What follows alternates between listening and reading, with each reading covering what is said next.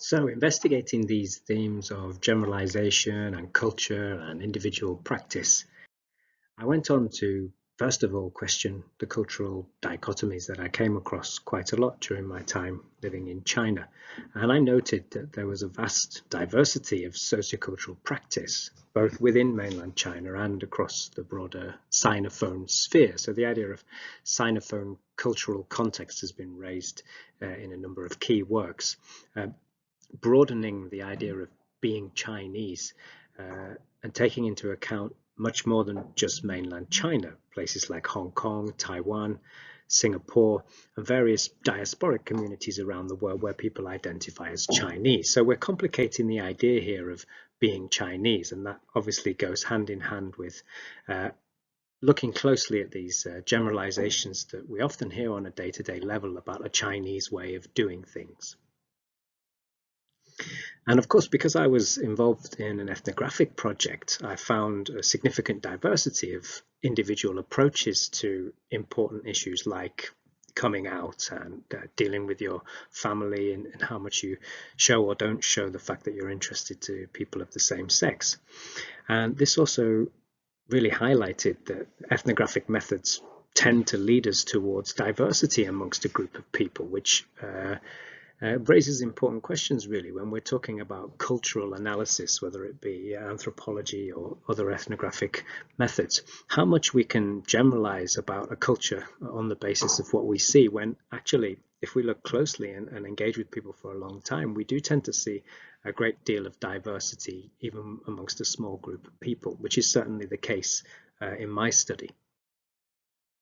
And the way that I tried to work with this was to employ a discourse analytic framework, so using analysis of discourse rather than relying on cultural generalizations.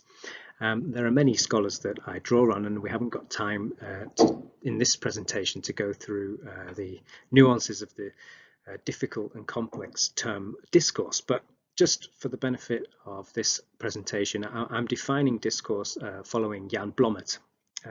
He says that discourse comprises all forms of meaningful semiotic human activity seen in connection with social, cultural, and historical patterns and developments of use.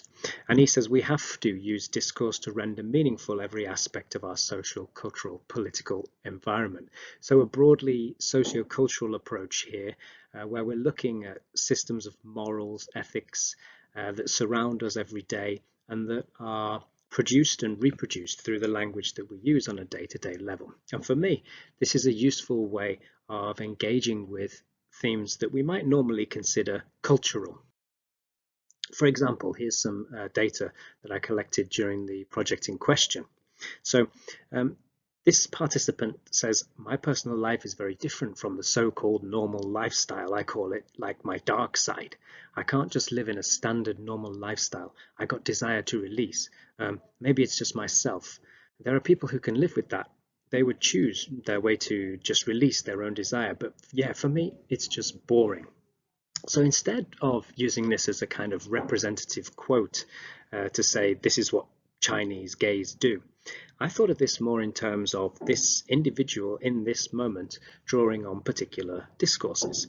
So this idea of him being somebody who prefers to release with others and not alone, I would think of this in terms perhaps of him appropriating globally influential discourse systems, queer, male-identified, relatively sexual open systems of morals, ethics, etc. that he's drawing on.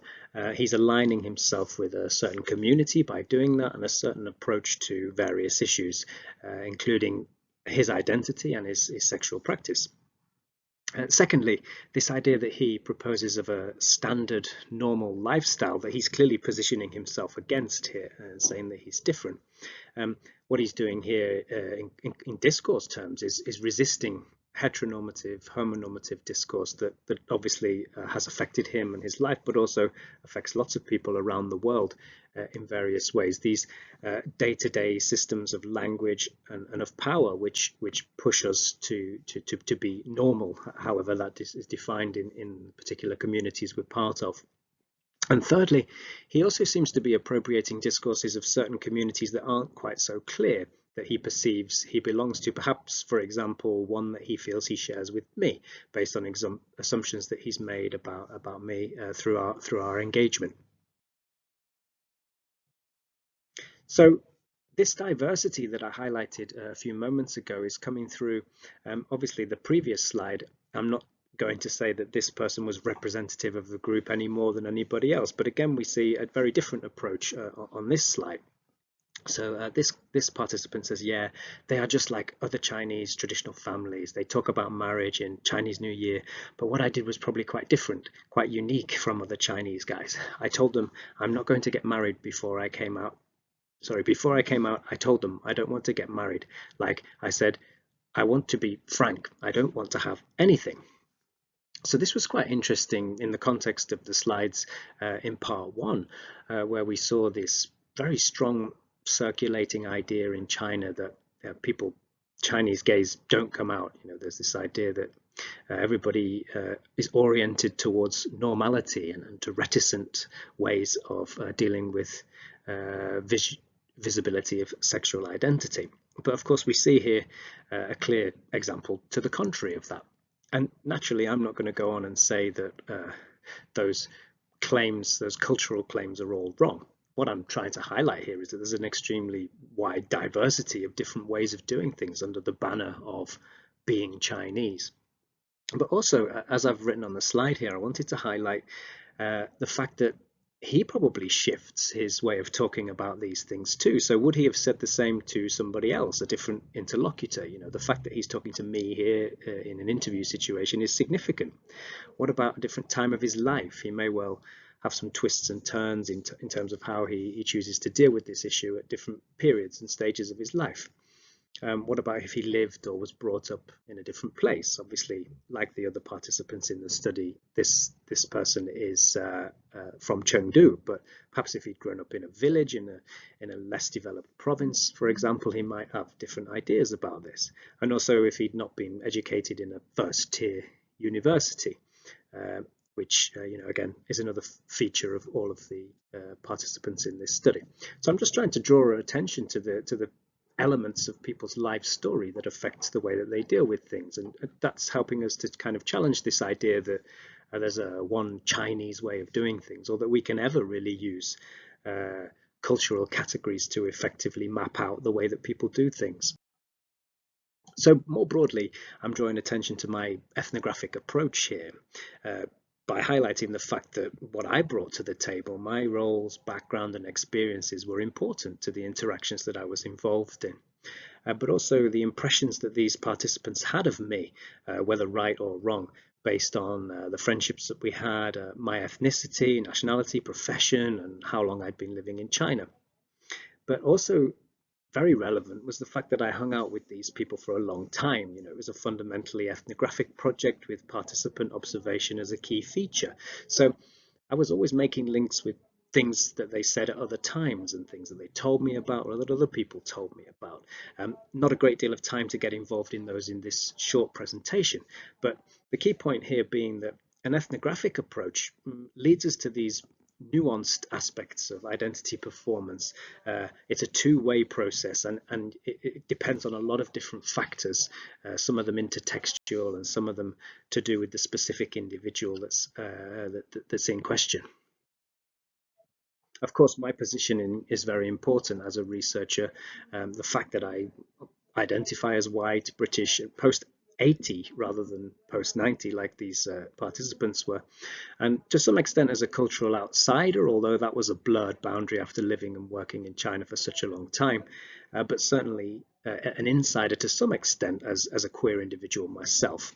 I've considered myself a researcher and a friend, because by the time I'd been collecting these interviews, for example, I'd been hanging out with these people for some time and we'd become genuinely good friends. So this is important to add to this whole messy situation we've already got. We've got all of these aspects of the participants' life stories to take into account, but there's also mine, how I brought these into the situation. So this is one aspect of ethnographic work that I think is valuable, complicating these observations of the way people do things with a real keen attention to the effect that the researcher has on the interactions that they observe. Another key theme which came forward in this research was Confucianism, the idea that Confucian philosophical frameworks, which were often referred to and seen as highly influential amongst many of the people that I spoke to, led to a certain way of dealing with norms and normativity. And this is a quote from Petula Ho, who's an influential Hong Kong scholar, who said that being normal, behaving normally, or like everyone else, is crucial to the Chinese. This way of thinking has deep roots in Chinese cultural traditions associated with the Confucian emphasis on harmony. And harmony is something which I write about a lot, and I observed a lot this discourse, this idea of harmony and how that works in societies where people identify as Chinese. But the key point here is that we've seen a similar quote to this in part one of this presentation. But what we've got here is another layer being added, this Confucian philosophical idea. And we see this in some of the excerpts from the interviews that I engaged with participants in. So here we see one of the participants saying, because we are like heavily sedated by Confucianism, being gay, it's like so contradictory to Chinese culture, like Confucianism, I don't know, concept or ideals or ideology, that you are actively fighting against it, but sometimes you lose. Like I cannot come out, like I still haven't come out to my parents. So I'm showing this as an example of how thinking in terms of discourse is useful in these ways. Instead of, like on the previous slide, generalizing and saying all Chinese people do things in a certain way because of Confucianism, it might be more productive to think about this as one situation where one individual drew on a discourse of Confucianism. He's taking this system of morals and ideas that he knows about and that he feels has influenced him, and he's drawing it into the language that he uses to situate himself as a person, to perform his identity, as it were. And here's another example where we've got one of the participants saying, the Chinese way. It's like, I'm not proud, but I think now I'm living good. I think a better way is that to make everyone say, wow, he's a good person. That's more important.